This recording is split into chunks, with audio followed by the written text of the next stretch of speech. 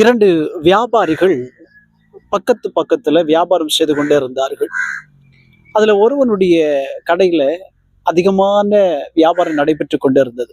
இன்னொருவன் கடை வெறிச்சோடி காணப்பட்டது. அவனுக்கு ரொம்ப பொறாமை.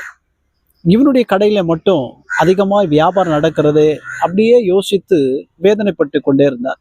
ஒரு நாள் அவனுடைய கனவுல கடவுள் தோன்றி சொன்னார், நீ எதை கேட்டாலும் நான் அதை உனக்கு தருகிறேன்.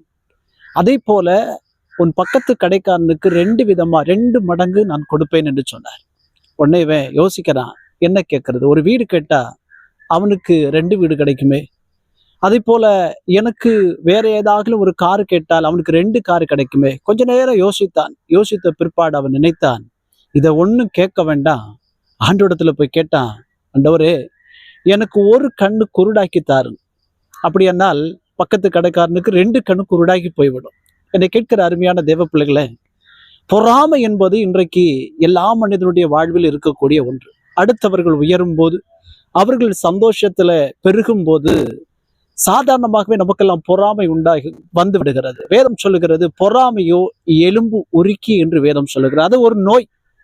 அருமையானவர்களே, யோசேப்பின் மேல பொறாமை கொண்ட சகோதரர்கள், அவர்களை விட யோசேப்பு உயர ஆரம்பித்தான்.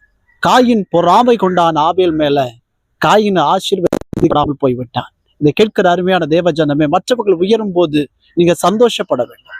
மற்றவர்கள் வளரும் போது, அவருடைய ஆசீர்வாதங்கள் பெருகும் போது நீங்கள் சந்தோஷப்படுங்க. நீங்க பொறாமை கொள்ளாதீர்கள். உங்களுக்கு தேவன் தந்திருக்கிற ஆசீர்வாதங்களை பெற்றுக்கொள்ள நீங்கள் தகுதியானவர்களாக இருக்கிறீர்களா என்பதை மட்டும் யோசித்து நீங்கள் தேவ சமூகத்தில் பொறாமையை விட்டு வளர ஆரம்பியுங்கள். கர்த்தர் உங்களை நிச்சயமாகவே ஆசீர்வார். ஆமென்.